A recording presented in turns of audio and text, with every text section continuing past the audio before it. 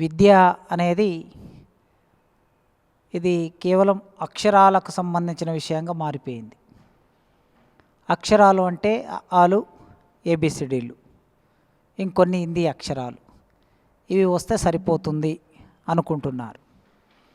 పోనీ అవైనా సరిగ్గా వస్తున్నాయా అంటే సరిగ్గా రావటం లేదు. విద్య అనే మాట అక్షరాలకు సంబంధించిన మాట కాదు. విద్య అంటే దాని డెఫినేషన్. విద్దు అనే సంస్కృత ధాతువు. అది విద్ అనేది సంస్కృత ధాతువు. ధాతువు అంటే మూలమైంది అని అర్థం. మనకు భాషలో మూల పదాలు, వాటికి తర్వాత వచ్చే చేరే ఉపసర్గలు అని ఉంటాయి సంస్కృతంలో. సో ఏ భాష అయినా సరే ఆ విధంగానే నిర్మాణమై ఉంటుంది. అదేవిధంగా తెలుగు భాష కూడా అట్లే నిర్మాణమైంది. అట్లా నిర్మాణమైన తెలుగు భాషలో మూలం ఎక్కడి నుంచి చూస్తామంటే ఎక్కువగా తెలుగుకు సంస్కృతం, రాసే భాషలో, మాట్లాడే భాషలో భిన్నమైనటువంటి మాండలికాలు ఉన్నాయి. మన పక్కన ఉండే అనేక భాషల సంపర్కం కూడా ఉంటుంది. వాటిని అన్య దేశాలు అని అంటాం. కన్నడం, తమిళం, మరాఠీ, ఇవన్నీ అన్య దేశాలు అంటే వేరే దేశానికి సంబంధించినవి వచ్చి మనకు చేరుతూ ఉంటాయి. ఉర్దూ కూడా, ఇక్కడ ఉన్నటువంటి ఉర్దూ, అరబిక్. అట్లా చూసినప్పుడు విద్దు అనే ధాతువు ఇది సంస్కృతాన్ని. దీనికి ఏమర్థం చెప్తున్నారంటే విద్ అని అంటే ప్రవేశించుట, నేర్చుకొనుట, నైపుణ్యం పొందుట అని 3 అర్థాలు చెప్తున్నారు. విద్దు అనే ధాతువే విద్యగా మారింది. తెలుగులో మనం రాస్తే యకారం చేరుతుంది. ఎప్పుడైనా ధాతువులకి యకారాలు చేరుతాయి, విసర్గలు చేరుతూ ఉంటాయి. చేరటం మూలంగా తెలుగులో అసలు విద్య అనే పదం కూడా తెలుగు పదం కాదు, అది సంస్కృత పదమే. మనం మాట్లాడే భాషలో 70% సంస్కృతం ఉంటుంది. మనకు తెలియదు అది సంస్కృతం అని. ఎవరు చదువుకున్న వాళ్ళు మాట్లాడే భాషలో, ఊళ్ళో ప్రజలు మాట్లాడే భాషలోనే అచ్చమైన తెలుగు ఉంటుంది. ఇది మేము లిటరేచర్లో చెప్తూ ఉంటాం. సో ఆ విద్య ఈ 2 పదాలకి అర్థం ప్రవేశించుట, నేర్చుకొనుట, నైపుణ్యం పొందుట అనే 3 అర్థాలు ఉన్నాయి. ఇక్కడ అక్షరాలు అనే అర్థం లేదు, ఎక్కడ కూడా చదువు అనే అర్థం లేదు. ఇప్పుడు మనం అందరం ఇక్కడ కూర్చున్న వాళ్ళం చదువుకున్న వాళ్ళం, అంటే అక్షరాలు వచ్చిన వాళ్ళం. కనుక ఆ విద్దు అనే ధాతువుకి లేదా విద్య అనే పదానికి అక్షరాలు నేర్చుకొనుట అనే అర్థం లేదు. ప్రవేశించుట అంటే ఏదైనా ఒక పనిలోకి ప్రవేశించుట, ఏదైనా ఒక పని. నేర్చుకొనుట అంటే ఏదైనా ఆ పనిని నేర్చుకొనుట. నేర్చుకోవడంతో ఆగకుండా ఏం చేయాలి? నైపుణ్యం పొందుట అని 3 అర్థాలు ఉన్నాయి. అది డప్పు కొట్టే పని కావచ్చు, చెట్టెక్కి కళ్ళు గీసే పని కావచ్చు, గొంగడి తయారు చేసే పని కావచ్చు, నాగలి దున్నే పని కావచ్చు, నాగలి తయారు చేసే పని కావచ్చు, కటింగ్ చేసే పని కావచ్చు, బట్ట తయారు చేసే పని కావచ్చు, కుండ తయారు చేసే పని కావచ్చు. ఏదైనా సరే పనిలోకి ప్రవేశించుట, ఆ పనిని నేర్చుకునుట, ఆ నేర్చుకున్న దగ్గర ఆగకుండా నైపుణ్యం పొందుట. అంటే మన సమాజంలో అలా నైపుణ్యం పొందుతూ వచ్చాము ఇంత దూరం మనం ప్రతి పనిలో. అలా నైపుణ్యం పొందాము కనుకనే ఇవాళ ఇంత టెక్నాలజీని మనం సాధించగలిగాం. ఇది విద్య అనే పదానికి, విద్య అనే ధాతువుకు ఉన్న అర్థం. ఇప్పుడు మన సమాజంలో ఇవి నేర్పిస్తున్నామా? విద్య అనగానే చదువుకున్న వాళ్ళు, అక్షరాలు నేర్చుకున్న వాళ్ళు అని ఈ అర్థంలో వాడుతున్నాం మనం ఇప్పుడు. కనుక ఈ సమాజంలో ఏమైపోయింది అంటే ఈ అక్షరాలైనా సరిగ్గా నేర్చుకుంటున్నారంటే చాలా సందేహాలు ఉన్నాయి. ఇప్పుడైతే మేము చదువులోకి వచ్చే నాటికే డౌన్ఫాల్ మొదలైంది. ఇప్పుడు వీళ్ళిద్దరూ నా ముందు ఒక 15 సంవత్సరాలు ముందు, బహుశా నాకన్నా ఒక 15 ఏళ్ళు పెద్దవాళ్ళు ఉంటారు వీళ్ళిద్దరు. వీళ్ళు ఓ క్వాలిటీ ఎడ్యుకేషన్ పొందారు ఆనాడు. నేను వచ్చే నాటికి క్వాలిటీ ఎడ్యుకేషన్ లేదు. వీళ్ళ తరంలో తెలుగులో పెదబాల శిక్ష చదివితే మంచి చదువు వచ్చిన వాళ్ళని అర్థం. పెదబాల శిక్ష ఒక 300-400 పేజీలు ఉంటుంది, అన్నీ ఉంటాయి అందులో. ఇప్పుడు పెదబాల శిక్ష చదివే వాళ్ళు ఎంతమంది ఈ జనరేషన్లో, మా జనరేషన్లో అంటే చాలామందికి పెదబాల శిక్ష కూడా సరిగ్గా చదవని వాళ్ళు తయారయ్యారు. ఇప్పుడు జనరేషన్ ఇంకా అలా ఉంది. అక్షరాభ్యాసం గురించి మాట్లాడుతున్నాను నేను. ఆ విద్దు అనే ధాతువుకు ఉన్న అర్థాలు ఏవైతే ఉన్నాయో వాటిలోకి వెళ్ళటం లేదు. ఇప్పుడు నేను విద్య అని అంటే కేవలం ఒక విషయం గురించి మాట్లాడుతున్నా. అక్షరాలు నేర్చుకునే వాళ్ళు, చదువుకునే వాళ్ళు, డిగ్రీ పట్టాలు పొందే వాళ్ళ గురించే మాట్లాడుతున్నాను. ఈ డిగ్రీ పట్టాలు పొందేవాళ్ళు ప్రవేశిస్తున్నారు, కొంత నేర్చుకుంటున్నారు. నైపుణ్యం మాత్రం 95% లేదు. ప్రవేశించటం వేరు, కొంత నేర్చుకోవటం వేరు, నైపుణ్యం పొందటం వేరు. నైపుణ్యం లేదు మన విద్యలో, దేశవ్యాప్తంగా నైపుణ్యం లేదు. మరి వీళ్ళందరూ మీరు చూస్తే చాలా ఆశ్చర్యం అనిపిస్తుంది. మొన్న రాజస్థాన్లో ఒక నోటిఫికేషన్ వచ్చింది అటెండర్ కొలువులకి. అన్ని పేపర్లో పతాక శీర్షికల్లో వచ్చింది. అది 15 లక్షల మంది అప్లై చేశారు. వాళ్ళలో ఇంజనీర్లు, పిహెచ్డి చేసిన వాళ్ళు, degree holders, MTech, BTech, PG వీళ్ళందరూ అప్లై చేశారు అటెండర్ కొలువులకి. మన దగ్గర కానిస్టేబుల్ కొలువులు ఎక్కువ వస్తుంటాయి కదా, జనాలని బాగా కొట్టాలని ప్రభుత్వం ఎక్కువ కానిస్టేబుల్ని ఫిల్ చేస్తూ ఉంటుంది. మనం ప్రశ్నిస్తాం, అడుగుతాం. కనుక ప్రభుత్వం మన ప్రశ్నని, మనం అడగటాన్ని, మన తిరుగుబాటును, పోరాటాన్ని అణిచివేయాలంటే వాళ్ళకి పోలీసులు అవసరం. కనుక ఎక్కువ పోస్టులు ఏవి వస్తాయంటే పోలీసులు పోస్టులు వస్తాయి. అందుకే మన వాళ్ళందరూ దానికి అప్లై చేస్తున్నారు. కానిస్టేబుల్ జాబులో ఈ మధ్యకాలంలో చేరిన వాళ్ళందరూ కూడా వెల్ క్వాలిఫైడ్, అంటే పట్టాలు వచ్చిన వాళ్ళు. వీళ్ళకి వాటిలలో నైపుణ్యం ఉందంటే లేదు. 4 to 5% మాత్రమే నైపుణ్యం ఉంటుంది. హైయర్ ఎడ్యుకేషన్కి సంబంధించి ఆయన మాట్లాడమన్నాడు. కనుక ఈ డౌన్ఫాల్ అనేది ఒకటి మొదలైంది. ఈ మొదలు కావడానికి కారణం పట్టాలు ఇస్తే సరిపోదు, నైపుణ్యం ఇవ్వాలి సమాజానికి. ఈ నైపుణ్యం లేదు. ఇంతకుముందే మీ మీటింగ్కి వచ్చే ముందు జస్ట్ నేను లంచ్ లేట్ అయ్యి మీకు లేటుగా వచ్చాను. ఒక ఆయన నెల్లూరు నుంచి వచ్చాడు. ఏదో ఈ మధ్యకాలంలో నేను ఎక్కడనో బిజినెస్ మ్యాన్స్ ఒక మీటింగ్ పెడితే అందులోకి వెళ్ళి మీరందరూ ఇప్పటి నుంచి చాలామంది బిజినెస్ చేయాలి, ఈ చదువులు వేస్ట్ అని చెప్పాను నేను ఒక రకంగా. చెప్తే ఆ వీడియో విన్నాడట. నెల్లూరు నుంచి గత నెల రోజుల నుంచి ఆయన ట్రై చేస్తున్నాను కలవడానికి. ఇవాళ టైం ఇస్తే వచ్చాడు. ఒక అరగంట సేపు మాట్లాడాడు. చెప్తున్నాడు ఆయన, గ్రామాల్లో డిగ్రీలు చదువుకున్న వాళ్ళు, పీజీలు చదువుకున్న వాళ్ళు, ఇంజనీరింగ్ చదువుకున్న వాళ్ళు, కింది కులాల నుంచి వస్తున్న వాళ్ళు ఎట్లా ఉన్నారు, వాళ్ళ పరిస్థితి ఏమిటి, మనందరికి తెలిసిన విషయమే, మనందరం గ్రామాల్లో చూస్తున్న విషయమే. దేనికి ఉపయోగపడటం లేదు. వాళ్ళు కుటుంబాలకి భారం అవుతున్నారు, సమాజానికి భారం అవుతున్నారు. ఏ ఉద్యోగం చేయలేకపోతున్నారు, ఏ పని చేయలేకపోతున్నారు. ఈ నైపుణ్యం లేదు సార్, మనం నైపుణ్యం నేర్పించాలి, మీలాంటి వాళ్ళు మాకు సహకరిస్తే నేను ఒక్కొక్క జిల్లాని ఒక యూనిట్గా తీసుకొని మనం పనిచేద్దాం సార్ అంటున్నాడు ఆయన. ఏం నేర్పియాలి నైపుణ్యం అని అడిగాను. మీరు ఏమనుకుంటున్నారంటే, ఏం లేదు సార్, గోల్డ్ షాప్లో పనిచేయాలి. గోల్డ్ షాప్లో పనిచేయడానికి ఏ డిగ్రీ అక్కర్లేదు, గోల్డ్ తయారు చేయడం ఎట్లా వస్తే చాలు. ఒక తాలూకా హెడ్ క్వార్టర్లో కనీసం ఒక 2-3 గోల్డ్ షాపులు ఉంటాయి. ప్రతి మండలంలో ఒక చిన్న గోల్డ్ షాప్ ఉంటుంది. ఒక తాలూకాలో 7-8 మండలాలు ఉంటాయి. అంటే ఈ లెక్కలో ఒక తాలూకా తీసుకుంటే 10 గోల్డ్ షాపులు ఉంటాయి. ఒక్కొక్క గోల్డ్ షాప్లో ఒక్కొక్క మనిషిని మనం తీసుకెళ్ళి పెడదాం. ఈ మొత్తం నియోజకవర్గంలో 10 మందికే నేర్పిద్దాం సార్. వాడు గోల్డ్ షాప్లో పనిచేస్తాడు, నైపుణ్యం నేర్చుకుంటాడు, తర్వాత వాడే గోల్డ్ షాప్ పెడతాడు ఇన్ ఫ్యూచర్లో. ఇది నైపుణ్యం మనం ఇవ్వాలి. ఇట్లా ఆయన ఒక్కొక్కటి చెప్పుకుంటూ వచ్చాడు. మరి నేనేం చేయాలంటే, ఏం లేదు సార్, మేము మీటింగ్ ఏర్పాటు చేస్తాం, మీరు వచ్చి మాట్లాడండి. మీరు మాట్లాడితే వింటారు 10 మంది. మీరు వస్తున్నారంటే 10 మంది వస్తారు. నేను నెల్లూరులో పెడతా, గుంటూరులో పెడతా, బెజవాడలో పెడతా, మీరు రాండి. ఈ విద్య ఇవన్నీ వేససారిక ఇవి ఏమి ఇప్పుడు ఈ చదువులు మనకి నైపుణ్యాన్ని ఇవ్వటం లేదు, మనకు ఉద్యోగాలు ఇవ్వవు. ప్రభుత్వ ఉద్యోగాలు లేవు కదా.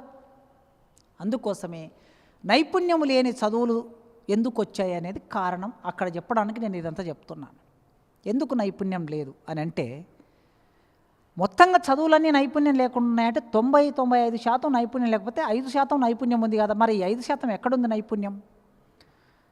ప్రైవేట్ సెక్టార్లో ఈ అగ్రకులాలు, డబ్బున్న వాళ్ళు వాళ్ళ పిల్లలకి కావలసిన ఒక ఎడ్యుకేషన్ నిర్మాణం చేసేసుకున్నారు ప్రైవేట్ సెక్టార్లో. ఈ ప్రైవేట్ సెక్టార్లో ఎట్లా నేర్పిస్తున్నారు, మన దగ్గర ఎట్లా నేర్పిస్తున్నారో మీకు నేను కంపేర్ చేసి చెప్తాను. మన దగ్గరికి వస్తారు. ఇప్పుడేదో ఒక సంవత్సరం నుంచి నేను అటెండెన్స్ స్ట్రిక్ట్ అని అంటే నిండుగా క్లాసులు వస్తున్నారు మన వాళ్ళు. స్ట్రిక్ట్ అటెండెన్స్ అంటేనే వస్తున్నారు, లేదంటే ఎగ్జామ్ కాపుతాము అని అంటే వస్తున్నారు. ఆపమంటే ఎవరు రావట్లేదు క్లాసులకి. క్లాస్కి రాకపోతే జ్ఞానం ఎట్లా వస్తుంది? అన్న క్లాస్కి రాకుండా డాక్టర్ ఎట్లా అయ్యాడు, సార్ క్లాస్కి రాకుండా ఆయన ఎట్లా సోషల్ సైంటిస్ట్ అయ్యాడు? క్లాస్కి వస్తేనే కదా, టీచర్ చెప్తేనే కదా నాలెడ్జ్ వచ్చేది. అటెండెన్స్ కోసం రాకండి నాన్న, మీరు చదువుకోవడానికి రండి క్లాస్కి అని చెప్తూ ఉన్నా నేను. వాళ్ళేం క్వశ్చన్ వేస్తున్నారంటే, సార్ మేము MA Sanskrit, MA Telugu, MA political science, history చదువుతాం, మాకు ఉద్యోగం వస్తుందని గ్యారెంటీ ఉందా? క్వశ్చన్ వేస్తుంది. నిజమే. మరి నీకు ఉద్యోగం వస్తుందని గ్యారెంటీ లేనప్పుడు ఎందుకు చేరినావు ఇందులో? ఇంకో పని చేసుకోవచ్చు కదా. దీని ద్వారా ఉద్యోగం పొందుతా అనుకున్నాడు, వస్తాడు. ఒకవేళ ఎవడు రాలేదనుకో, అడ్మిషన్ ఎవరికి లేదనుకో, ఏం జరుగుతుంది? కోర్సు మూసేస్తారు. అందుకే మీరు వన్స్ ఇక్కడ అడ్మిషన్ తీసుకున్నారంటే ప్రొఫెసర్ ఉంటారు, ప్రొఫెసర్ పాఠం చెప్తాడు, మీరు వచ్చి వినాల్సిందే అని అంటే ఇప్పుడు క్లాస్లోకి వస్తున్నారు. ఈ క్రమంలో నేర్చుకున్నది ఏమిటంటే, ఇప్పుడు మనం క్లాస్కి వస్తారు, పాఠం చెప్తాం. మా వాళ్ళు ఏం చేస్తారంటే పీపీటీ వేసి పాఠం చెప్తారు. బుర్ర ఉపయోగించట్లేదు. ప్రొఫెసర్లో కూడా చాలా మార్పులు వచ్చేసినాయి. ఒక విశ్రాంతి పనికి అలవాటు పడ్డారు. నేను ఒక ప్రొఫెసర్కి ఈ మాట చెప్పడానికి నేనేమి వెనక ముందు ఆడటం లేదు. ఏమిటి, నెలకి 2 లక్షల జీతం వస్తుంది, సీనియర్ ప్రొఫెసర్ అయితే 4 లక్షలు వస్తాయని తక్కువేం లేదు. నాకు తెలిసి ప్రభుత్వ ఉద్యోగస్తులు హయ్యెస్ట్ జీతం వచ్చేది ప్రొఫెసర్కే. హయ్యెస్ట్ జీతం ఎవరికి రాదు, కలెక్టర్ కూడా రాదు. కలెక్టర్లందరికీ మా మీద కోపం ఉంటుంది. మేమేమో మొత్తం విధానాలు తయారు చేసి మొత్తం 24 గంటలు కష్టపడతాం, సెలవులు ఉండవు, మాకు ఫ్యామిలీతో గడిపేది ఉండదు. ఈ ప్రొఫెసర్లు 2 గంటలు పాఠాలు చెప్తారు, వీళ్ళకి ఇన్ని లక్షల జీతం అని మా మీద బాగా కోపం ఉంటుంది వాళ్ళకి. ఏరియర్స్ ఇమ్మంటే ఇయ్యరు, జీవోలు ఇవ్వరు మాకు అనుకూలంగా. మళ్ళీ మనం పాఠం చెప్తే వాళ్ళు కలెక్టర్లు అయింది అనుకోండి. సో అట్లా హయ్యెస్ట్ జీతం తీసుకునే టీచర్ ఎందుకు పాఠం చెప్పట్లేదు క్లాస్లో? మరి వీళ్ళ పిల్లలు ఎక్కడ చదువుతున్నారు? ఈ ప్రొఫెసర్ల పిల్లలు ఇక్కడ లేరు, ఈ కలెక్టర్ల పిల్లలు ఇక్కడ లేరు, ఈ ఎమ్మెల్యేల పిల్లలు ఇక్కడ లేరు, ఈ ఎంపీల పిల్లలు ఇక్కడ లేరు. పేద పిల్లలు ఆర్ట్స్ కాలేజీకి వస్తూ ఉన్నారు. ఈ పేద పిల్లలకి ఏం చేస్తున్నాం అంటే పట్టాన్ని ఇచ్చి పంపిస్తున్నాం అంతే. ఏదో పీపీటీ వేస్తారు, కొంత విషయం చెప్తారు, ఆ తర్వాత ఎగ్జామ్ రాస్తారు, 60 మార్కులు 65 మార్కులు 70 మార్కులు వేస్తారు, పట్ట చేతికిచ్చి పంపిస్తున్నాం. MA Telugu, MA Sanskrit, political science అన్నీ వచ్చేస్తున్నాయి. స్కిల్ లేదు వీళ్ళకి. అంబేద్కర్ 1946లో లేబర్ పార్టీ పెట్టినప్పుడు ఆయన ఆ మేనిఫెస్టో రాస్తూ ఆ రోజే ఏమంటున్నాడంటే, ఇవాళ మన విశ్వవిద్యాలయాలు గుమస్తాలను తయారు చేస్తున్నాయి అన్నాడు ఆయన. అంటే 80 ఏండ్ల కిందట ఆయన చెప్పిన మాట ఇవాళకి కానిస్టేబుల్ని తయారు చేస్తున్నాయి మన యూనివర్సిటీస్. ఎందుకు బాబు మీరు క్లాస్కి రావట్లేదంటే, సార్ కానిస్టేబుల్ నోటిఫికేషన్ వచ్చింది సార్. నేను అడుగుతూ ఉంటా, ఓరియంటేషన్ కోర్సు ఓరియంటేషన్ పెడతాం మేము ఫస్ట్ ఇయర్కి, రేపు 19వ తారీఖు నాడు పెట్టాము. మీరు ఎంతమంది సివిల్ సర్వీస్ ప్రిపేర్ అవుతున్నా అంటే ఒక్కడు చేయెత్తాడు. దేనికి ప్రిపేర్? మీరు కానిస్టేబుల్ ఎంతమంది అంటే హాల్లో ఉన్న వాళ్ళందరూ కానిస్టేబుల్ అని చేయెత్తాడు. ఒరే నాయన, ఉస్మాన్ యూనివర్సిటీ స్టాండర్డ్ కానిస్టేబులా? గోల్డ్ మెడల్ కొట్టిన జార్జ్ రెడ్డి పేపర్ దిద్దిన బాంబే ప్రొఫెసరు జార్జ్ రెడ్డిని కలవాలి అనుకున్నాడు. ఈ స్టూడెంట్ నేను కలవాలి అని వీసీకి ఫోన్ చేసి ఆ స్టూడెంట్ను కలిసి జార్జ్ రెడ్డిని 100కి 100 మార్కులు వేశాను నేను, అసలు ఈ స్టూడెంట్ ఎవడు ఇంత బాగా రాశాడు, కలవాలి అని చెప్పి వచ్చి కలిసి, బాబు నా దగ్గర పిహెచ్డి సీట్ ఇస్తా, నువ్వు నా దగ్గర చేస్తావా అని ఆయనకు రైలు టికెట్ కూడా కొనిచ్చి బాంబే వరకు. నిజంగా అక్కడ పిహెచ్డిలో జాయిన్ అయ్యి ఉంటే ఇవాళ జార్జ్ రెడ్డి ప్రపంచ మేధావి అయ్యి నోబెల్ ప్రైజ్ విన్నర్ అయ్యేవాడు, గోల్డ్ మెడల్ దాంట్లో.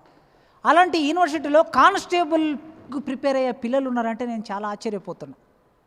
ప్రతి ఇయర్ ఇదే అడుగుతుంటా నేను, ఎందుకు ఈ పరిస్థితి ఇట్లా నెట్టబడ్డది అని అంటే, మనం ఇచ్చే ఎడ్యుకేషన్లో అది ఉపాధి ఇవ్వటం లేదు, అది నైపుణ్యం ఇవ్వటం లేదు. ఈ ఇవ్వకపోవడానికి కారణం ఏమిటి అంటే ఖాళీలని ఫిల్ చేయటం లేదు, మౌలిక వసతులు కల్పించటం లేదు.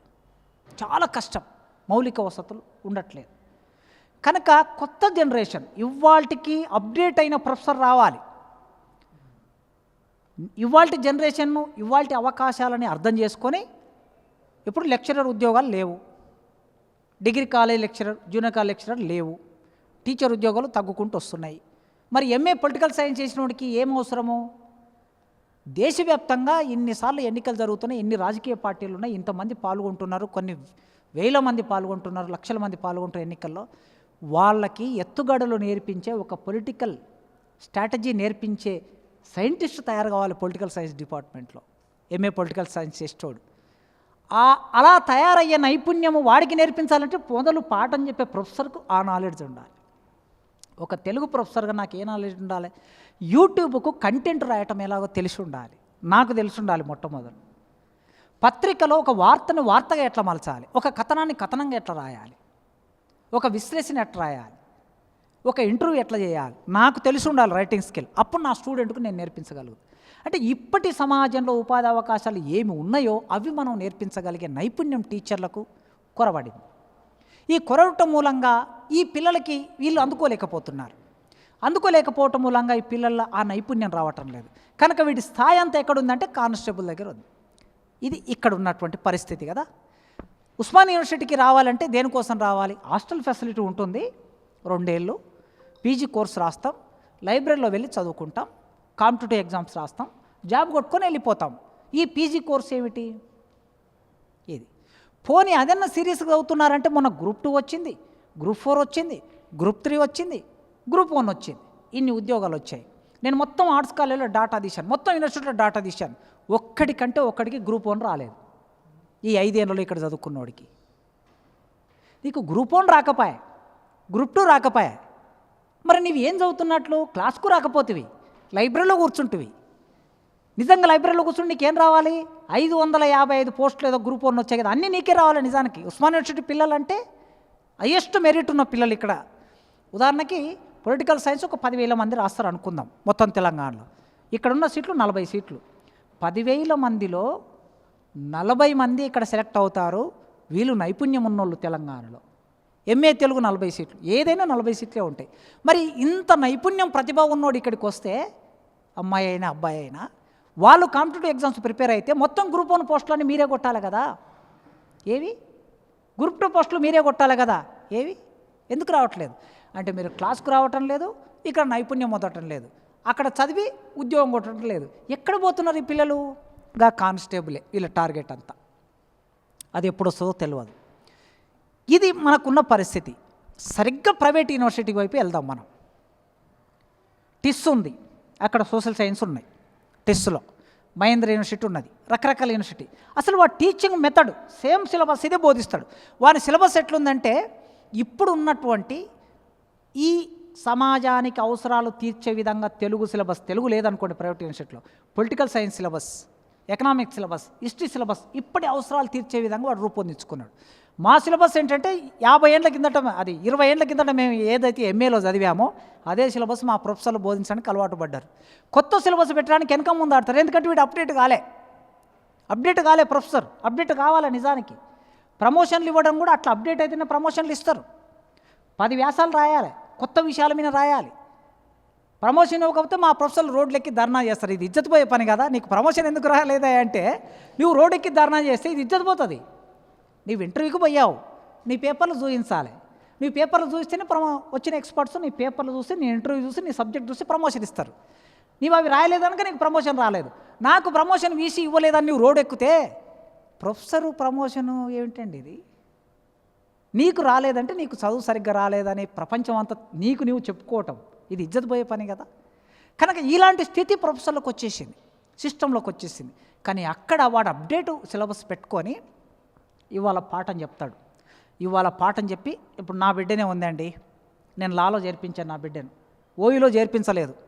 నేను ఇక్కడనే చదువుకున్నా, ఇక్కడనే నాయకుడిని అయినా, ఇక్కడనే ఉద్యోగం చేస్తున్నా, ఇది నాకు తిండి పెడుతుంది. కానీ నా బిడ్డను మాత్రం నేషనల్ లెవెల్ టెస్ట్ రాసింది, ఓ సీట్ వస్తే వెళ్ళి ప్రైవేట్ ఇన్స్టిట్యూట్లో చేరింది. ఈయన చేర్పించలేకపోయాను, సాహసం చేయలేదు ఇక్కడ లా కాలేజీలో చేర్పించాలని నేను. ఎందుకు? ఇక్కడ స్టాండర్డ్స్ నాకు తెలుసు కనుక. ఈ క్వశ్చన్ అనొచ్చు, ఏమయ్యా కాసిం నువ్వు మస్తు ఉపన్యాసాలు దాస్తున్నావు, నువ్వు నీ బిడ్డని తీసుకెళ్ళి ప్రైవేట్ యూనివర్సిటీలో చేర్పించినావు అని అందరం ఎదుర్కొంటున్నాం ఈ ప్రశ్నని. అగ్రకులాలు, డబ్బున్నోళ్ళు అందరూ మీరు ప్రైవేట్ ఇన్స్టిట్యూట్లో చేర్పిస్తారు, మీ పిల్లల్ని, మా పిల్లల్ని ఇక్కడ చేర్పించి ఉంటాం మేము. ఇక్కడ క్వాలిటీ ఎడ్యుకేషన్ గురించి మాట్లాడుతుంటే మరి ఏం చేయాలి? ఇప్పుడు నా బిడ్డని ఇక్కడ చేర్పించాను అనుకోండి, నా చేతులారా నా బిడ్డ గొంతు కోసే హక్కు నాకు లేదు. ఓకే, 3 నెలలు అయింది. ఇప్పుడు కోట్ వేసుకొని లైవ్, నాకు ఇప్పుడు జస్ట్ నేను లంచ్ చేసి వస్తుంటే ఫోటో పెట్టింది. 3 నెలలు అయింది, 5 ఇయర్స్ లా కోర్సు. మా భార్య కూడా లా చేసింది, ఇప్పుడు హైకోర్టులో ప్రాక్టీస్ చేస్తుంది. కోట్ వేసుకొని ఆర్గ్యుమెంట్ చేసుకుంటే వీడియో పెట్టింది నాకు. ఫస్ట్ ఇయర్లో ఇంకా 5 ఏళ్ళు చదవాలి అంటే ఏం చేస్తున్నాడు వాడు? సిలబస్ క్లాస్ చెప్పడమే కాదు, లైవ్ అక్కడ సెటప్ చూస్తే హైకోర్టు సెటప్ లాగా పెట్టిండాడు. బోన్ తర్వాత జడ్జిలు కూర్చునేది అదంతా కూడా హైకోర్టు సెటప్ లాగా పెట్టిండు. మనం పెట్టలేకపోతున్నాం. వాడు అట్లా ప్రాక్టికల్ నేర్పిస్తాడు, ఇంటర్న్షిప్ ఇప్పిస్తాడు, కోర్టుకు పంపిస్తాడు. ఇవన్నీ నేర్పిస్తున్నారు. అక్కడ క్వాలిటీ వాళ్ళకు వస్తుంది, నైపుణ్యం వాళ్ళకు వస్తుంది. మనకు నైపుణ్యం రావటం లేదు మన పిల్లలకి. ఇక్కడ లా చదివే పిల్లలైనా, పీజీ చదివే పిల్లలైనా, సైన్స్ పిల్లలైనా ఎవరైనా మనకు నైపుణ్యం రావటం లేదు. రాకపోవడానికి కారణం ఏంటి? మనకు నిధులు లేవు, మనకు నియామకాలు లేవు, ఆ నేర్పించేటటువంటి మెకానిజం లేదు. ఇక్కడ చేరే పేద పిల్లలకి ఇలాంటి నైపుణ్యం లేని విద్యని ఇక్కడ నేర్పిస్తూ వాళ్ళ పిల్లలకి, అంటే డబ్బులున్న నాలాంటి వాళ్ళ పిల్లలందరికీ కూడా నైపుణ్యం కలిగిన విద్యని ఇంకొక వైపు చేసుకుంటూ పోతున్నారు. దానిని నిషేధించనంత కాలం, దాన్ని లేకుండా చేయనంత కాలం ఈ ఎడ్యుకేషన్ బాగుపడుతుందని నేను అనుకోను. సమాంతరంగా రెండు నడిచినప్పుడు డబ్బున్న వాళ్ళకు ఒక విద్య, డబ్బు లేని వాళ్ళకు మరో విద్య. అది స్కూల్ అయినా, కాలేజ్ అయినా, యూనివర్సిటీ అయినా ఇదే కొనసాగుతుంది. అందుకోసమే ప్రభుత్వం ఇప్పుడు అన్నవాళ్ళు చదువుకున్నప్పుడు మెడికల్ కాలేజీలు అయినా, డిగ్రీ కాలేజీలు అయినా, స్కూల్ అయినా, ఆ ఊళ్ళో ఉండే దొర పిల్లవాడైనా, సర్పంచ్ పిల్లవాడైనా, ఎమ్మెల్యే పిల్లలైనా, ఎంపీల పిల్లలైనా, మంత్రుల పిల్లలైనా గవర్నమెంట్ కాలేజీలోనే, గవర్నమెంట్ యూనివర్సిటీలోనే, గవర్నమెంట్ స్కూల్లోనే చదువుకున్నారు. కనుక అప్పుడు ఆ మంత్రి ఏమనుకున్నాడు, ఆ ముఖ్యమంత్రి, కలెక్టర్ ఏమనుకున్నాడు, నా పిల్లలు కూడా ఇక్కడ ఉన్నారు కనుక నేను మంచి నిధులు ఇవ్వకపోతే నా పిల్లలకి క్వాలిటీ ఎడ్యుకేషన్ రాదు అని మంచి నిధులు ఇచ్చారు. ఓకే, అప్పుడు ప్రొఫెసర్ కూడా ఏం చేశాడు, ప్రొఫెసర్ కూడా ఏం చేశారు, నా పిల్లలు కూడా క్లాసులో కూర్చున్నారు కనుక నేను మంచి పాఠం చెప్పకపోతే నా పిల్లలకు చదువు రాదని కమిటెడ్గా పాఠం చెప్పాను. తన పిల్లలు, బయటి పిల్లలు ఒకే దగ్గర ఉన్నప్పుడు ఇది సాధ్యమవుతుంది. లేనప్పుడు వీళ్ళు అలగా జనం పిల్లలు నాకెందుకులే అని ప్రభుత్వం అనుకుంటుంది, టీచర్లు అనుకుంటున్నారు, వ్యవస్థ అనుకుంటుంది. కనుక హయ్యర్ ఎడ్యుకేషన్కి నిధులు మెల్లమెల్లగా గ్లోబలైజేషన్ వచ్చినప్పటి నుంచి తగ్గించుకుంటూ వచ్చారు. ఆ గ్లోబలైజేషన్ ప్రమాదం అనేది ఈ హైయర్ ఎడ్యుకేషన్ మీద పడింది. ఇవాళ తెలంగాణలో 10 యూనివర్సిటీలు, ప్రైవేట్ యూనివర్సిటీలు ఉన్నాయి, పబ్లిక్ యూనివర్సిటీలు ఉన్నాయి. కేసీఆర్ గారు 10 సంవత్సరాల్లో ఒక పోస్టు నింపలేదు. ఉస్మాన్ యూనివర్సిటీకి మొత్తం జీతాలు అన్ని సంవత్సరానికి 850 కోట్లు ఖర్చు అవుతుంది. గవర్నమెంట్ ఇస్తున్నది 530 కోట్లు. జీతాల గురించి చెప్తున్నా నేను. 850 కోట్లు జీతాలు అయితే గవర్నమెంట్ ఇస్తున్నది 530 కోట్లు. ఎంత డెఫిషియన్సీ ఉంది? 300 కోట్లు. ఎక్కడి నుంచి తెచ్చుకోవాలి? ఇది ఎంత కష్టం చూడండి. ఇలాంటి ఒకానొక సిచ్యువేషన్ మీరే సంపాదించుకోండి, ఎలాగో జీతాలు ఇచ్చుకోండి అంటే ఆ ఎగ్జామినేషన్ బ్రాంచ్ నుంచి డబ్బులు తీసుకోవాలి, డిస్టెన్స్ ఎడ్యుకేషన్ నుంచి డబ్బులు తీసుకోవాలి, కొద్దిగా ఒక 10 రూపాయలు 100 రూపాయలు మీకు ఫీజులు పెంచాలి. మీకు ఫీజులు పెంచి అప్పుడు జీతాలు తీసుకునే పరిస్థితులకు నెట్టబడుతుంది యూనివర్సిటీ. జీతాలకే డబ్బులు ఇవ్వకపోతే ప్రొఫెసర్లకి ఎక్కడ డబ్బులు ఇస్తారు, ప్రాక్టికల్స్కి ఎక్కడ డబ్బులు ఇస్తారు, పరిశోధనలకు ఎక్కడ డబ్బులు ఇస్తారు, ప్రొఫెసర్లను ఎక్కడ నియామకం చేస్తారు? 10 ఏళ్ళు అట్లా జరిగింది. ఇప్పుడు 2 ఏళ్ళు అయింది. రేవంత్ రెడ్డి గారిని మొన్న పిలిచాం, మేము పట్టుబట్టి పిలిచాం. ముఖ్యమంత్రి యూనివర్సిటీకి వస్తే యూనివర్సిటీ సిచ్యువేషన్ తెలుస్తుందని పిలిచి మొత్తం ఇట్లా తిప్పి ట్యాగురాటంలో సభ పెట్టి, ఇది యూనివర్సిటీ యొక్క దుస్థితి, మీరు ఇక్కడ ఏం మాట్లాడతారో మాట్లాడండి, ఏం అనౌన్స్ చేస్తారో చేయండి, మాట నిలబెట్టుకోవాలన్నా అంటే సరే అని 1000 కోట్లు అనౌన్స్ చేశారు. ఇప్పుడు మనం అందరం ఏం చేయాలంటే ఈ యూనివర్సిటీ ఓయూను కాపాడుకోవాలి. ఇది ఒక్కటి కాపాడబడితే క్వాలిటీ ఎడ్యుకేషన్ వస్తే ఇది కేంద్రం పిల్లలకి అన్ని రకాలుగా, సామాజిక ఉద్యమాలకి, రాజకీయ ఉద్యమాలకి అన్నిటికీ ఇది కేంద్రం. దీన్ని కాపాడుకోవాలంటే ఒక 1000 కోట్లు నిజంగా ఆయన అన్నట్టు ఇచ్చాడు అనుకోండి, నేను చెప్పగలను ఈ యూనివర్సిటీలో 30 ఏళ్ళ నుంచి ఉంటున్నా కనుక 1000 కోట్లు ఇస్తే ఈ యూనివర్సిటీ 30 ఏళ్ళు బతుకుతుంది, నాణ్యమైన విద్యతో బతుకుతుంది. 30 years ఆ ఇన్ఫ్రాస్ట్రక్చర్ రకరకాలుగా 1000 కోట్లు ఇచ్చి 800 పోస్టులు ఖాళీగా ఉన్నాయి, వాటిని ఫిల్ చేయాలి. ఈ 2 పనులు చేస్తే చాలు 30 ఏళ్ళు తెలంగాణ సమాజాన్ని జ్ఞానవంతమైన సమాజంగా తీర్చిదిద్దారు. 800 పోస్టులు ఫిలప్ చేస్తే 800 మంది ఇప్పుడు అప్డేట్ అయినటువంటి ప్రొఫెసర్లు వస్తారు.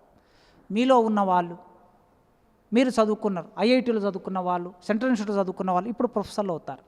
నిష్పక్షపాతంగా ప్రొఫెసర్ల నోటిఫికేషన్ ఇచ్చి ఎమ్మెల్యేలు జోక్యం చేసుకోవద్దు, మంత్రులు జోక్యం చేసుకోవద్దు, ముఖ్యమంత్రి జోక్యం చేసుకోవద్దు, మంచి ఎక్స్పర్ట్ కమిటీని వేసి సెలెక్షన్ చేయాలి. ఇక్కడ రాజకీయాలు, వేరే ఉద్యోగాల్లో చిన్న చిన్న రాజకీయాలు చేస్తే ఏమన్నా అది కూడా చేయొద్దు, కానీ టీచింగ్లో ఫైరవీలతో ఎవడైనా వస్తే వాళ్ళు పాఠం చెప్పలేరు. సబ్జెక్టు ఇప్పుడు కలెక్టర్కి సరిగ్గా ఏదన్నా ఫైల్ రాయడం రాలేదనుకోండి, క్లర్కు రాస్తాడు, సూపరింటెండెంట్ రాస్తాడు, జూనియర్ అసిస్టెంట్, సీనియర్ అసిస్టెంట్, ఆయన పిఎస్, ఒక యంత్రాంగం ఉంటుంది. ప్రొఫెసర్కు చదువు చెప్పడం రాకపోతే ఎవడు చెప్పాలండి? ప్రొఫెసరే చెప్పాలి. కనుక ఇక్కడ రాజకీయాలు చేయొద్దు, ఇక్కడ ప్రలోభాలకు గురి కావద్దు, టాలెంట్ ఉన్ననే తీసుకోవాలి అన్ని డిపార్ట్మెంట్లో. దేశమంతా ప్రపంచమంతా చదువుకున్న ఆ టాలెంట్ని ఇక్కడికి తీసుకొస్తే మనం క్వాలిటీ ఎడ్యుకేషన్.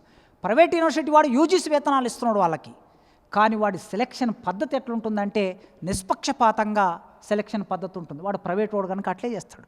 ఎక్కడ టాలెంట్ ఉంటే ఆ టాలెంట్ అంతా పట్టుకొచ్చి వాడు అక్కడ ప్రొఫెసర్లను పెడుతున్నాడు. వాళ్ళు ఆ పిల్లల్ని అట్లా తయారు చేస్తున్నారు. వాళ్ళు మల్టీనేషనల్ కంపెనీల్లో రకరకాల వాటికి వెళ్ళిపోతున్నారు. కానీ మన పిల్లల పరిస్థితి ఇట్లుంది. ఆ ఉన్నతమైన స్థానంలో ఈ యూనివర్సిటీని తీర్చిదిద్దాలంటే ఆయన 1000 కోట్లు ఇవ్వాలి. రాజకీయ నాయకులు చెప్తుంటారు, మాటలు చెప్తారు. చాలామందిని అన్న కానీ సార్ కానీ విన్నారు, నేను విన్నాను. ముఖ్యమంత్రులు మాటలు హామీలు మస్తుగా ఇచ్చారు, అమలు చేయలే ఎవరు కూడా. ఆయన ఈ 1000 కోట్ల మాట మీద నిలబడాలి. డిసెంబర్లో వస్తా అన్నాడు, రావాలి, 1000 కోట్లు ఇవ్వాలంటే మనం ఒత్తిడి పెట్టాలి. సమాజం, పౌర సమాజం ఉంది కదా, ముఖ్యమంత్రి అన్న ఒక మాట్లాడాలి. ముఖ్యమంత్రి గారు మీరు మొన్న ఆ రోజు వెళ్ళారు, ఓయూలో ఈ మాట మాట్లాడారు, నేను మొన్న ఓయూకి వెళ్ళాను, ఎప్పుడు వస్తున్నాం ఆర్ట్స్ కాలేజ్ దగ్గరికి, డిసెంబర్ వస్తుంది దగ్గరికి, 1000 కోట్లతో ఎప్పుడు వస్తున్నాం అని అన్న ఒక ప్రెస్ మీట్లో మాట్లాడిన అనుకో ముఖ్యమంత్రికి చేరుతుంది. సార్ ఒక ప్రెస్ మీట్లో మాట్లాడిన అనుకో ముఖ్యమంత్రికి చేరుతుంది. అట్లా సమాజం అంతా మాట్లాడింది అనుకో, అమ్మో నేను మాట ఇచ్చినా ఈ మాట విన నిలబడకపోతే తెలంగాణ సమాజం నన్ను నిలదీస్తుంది అని ఆయనకు కాస్త భయం ఉంటే 1000 కోట్లు పెద్ద విషయం కాదండి మనకి ఇవ్వటం. ఇస్తాడు. ఒక్క ఓయూను కాపాడుకుంటే అన్ని యూనివర్సిటీలను కాపాడుకున్నట్లే మనం. అందుకే మిత్రులారా, మీరు మనం అందరం కలిసి ఈ హయ్యర్ ఎడ్యుకేషన్ను కాపాడుకునే ప్రయత్నం చేద్దాం. నాణ్యమైన విద్య, నేను మొదలు చెప్పిన డెఫినేషన్ ఏదైతే ఉందో, మీరు ప్రవేశిస్తున్నారు, మీరు నేర్చుకుంటున్నారు, కానీ మీకు నైపుణ్యాలు రావటం లేదు. ఆ నైపుణ్యాలు వస్తేనే ప్రపంచంతో మీరు పోటీ పడతారు.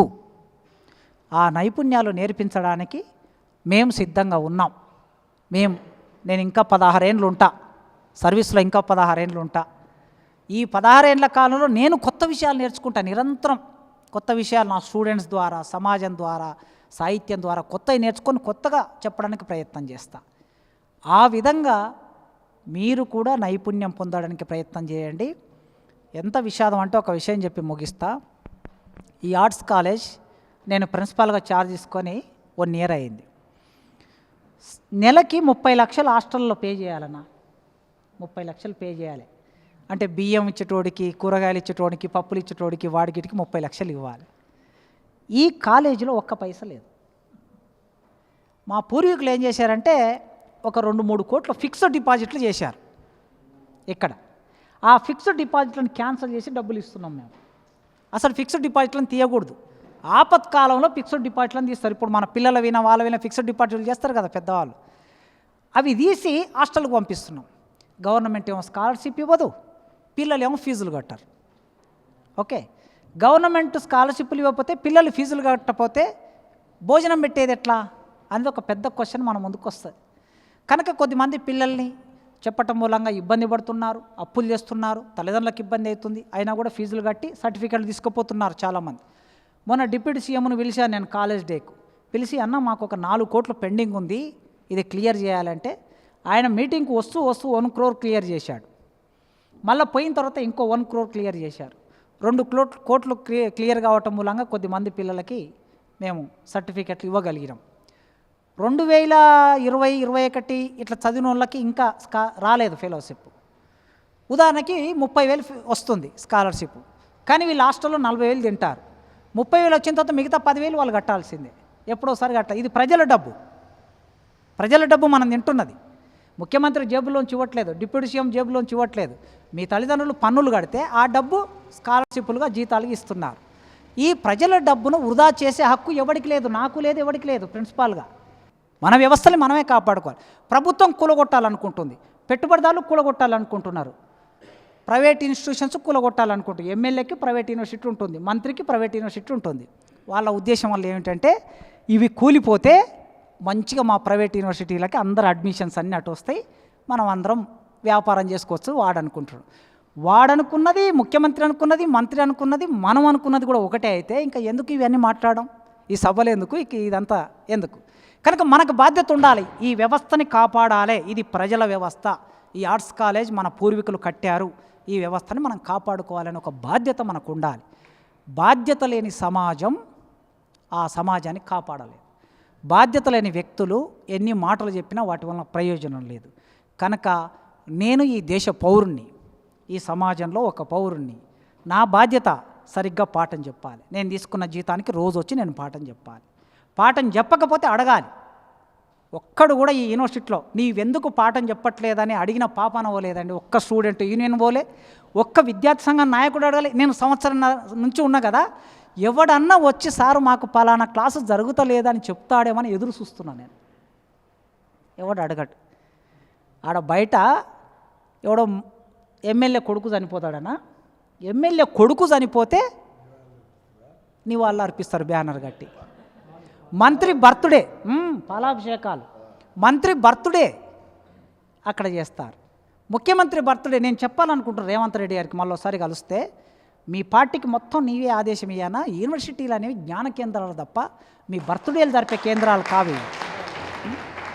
మీకు ఇందిరా పార్క్ దగ్గర చేసుకోండి, సెక్రటరియట్ దగ్గర చేసుకోండి, లేకపోతే మీ మంత్రి క్వార్టర్స్ దగ్గర చేసుకోండి. ఆర్ట్స్ కాలేజ్ అనేది డిస్కషన్ జరుపు నువ్వు ఎంతైనా సరే.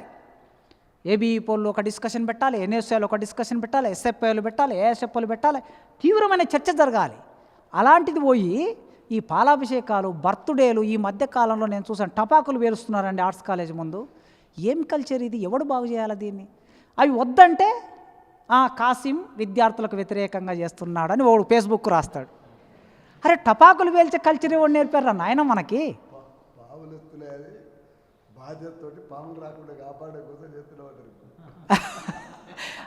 పాములు అనేవి యూనివర్సిటీలో అలా బతుకుతూనే ఉంటాయి. నేను క్వార్టర్స్లో 10 ఏళ్ళు ఉన్నా, రోజు మా ఇంటి ముందు అంతే పోవడం రావడం. క్వార్టర్స్ ముందు అన్న వచ్చాడు మా క్వార్టర్స్ దగ్గరికి, ఇలా వస్తూనే ఉంటాం. మా పిల్లలు అయితే చిన్నప్పటి నుంచి పాములను చూస్తూ పెరిగారు, భయం లేకుండా అయిపోయారు మా పిల్లలు. పాములు అంటే భయపడరు.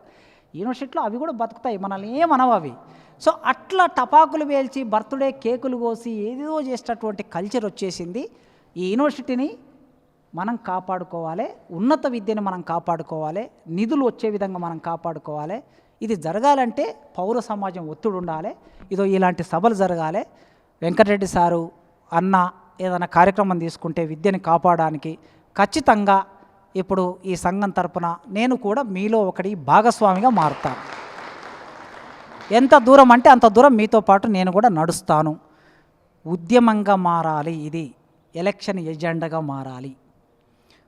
ప్రభుత్వమే విద్యని ఉచితంగా ఇస్తుంది అంటేనే మేము ఓట్లేస్తాం, నీ ఎజెండాలో పెట్టాలేదు. మాకు రైతు బంధు అక్కర్లేదు, రైతు భరోసా అక్కర్లేదు. ఓకే, మాకు ఈ దీంట్లో హాస్పిటల్లో ఇచ్చేది ఏంటది, ఆరోగ్యశ్రీ మాకు అక్కర్లేదు. ప్రతి మండలంలో మంచి హాస్పిటల్ పెట్టు, ఆరోగ్యశ్రీ ఎందుకు మనకి? ప్రతి ఊరిలో మంచి స్కూల్ పెట్టు, మంచి యూనివర్సిటీ పెట్టు, మాకు ఉచిత ఇవన్నీ ఎందుకు? అట్లే రైతుకు కావలసినటువంటి అన్ని రకాల వ్యవసాయ పరికరాలన్నీ ఉచితంగా ఎందుకు రైతు భరోసా? అందుకోసమే ఈ ఉచితాలు మనకు వద్దు, మాకు ఉచిత విద్య, ఉచిత వైద్యం కావాలని ప్రజల ఉద్యమం వచ్చినప్పుడే రాజకీయ నాయకులు వింటారు, లేకపోతే వినరు. ఆ ప్రజల ఉద్యమాన్ని తీసుకురావడానికి ఎన్నో రకాల ఉద్యమాలకి పురుడు పోసినటువంటి అందులో భాగమైన అన్న ఉన్నాడు, సారు ఉన్నారు కనుక వారు పూనుకుంటే మీతో పాటు నేను కూడా ముందుకు వస్తానని కోరుకుంటూ ఈ అవకాశం ఇచ్చిన మీ అందరికీ పేరు పేరున వందనాలతో ముగిస్తున్నాను.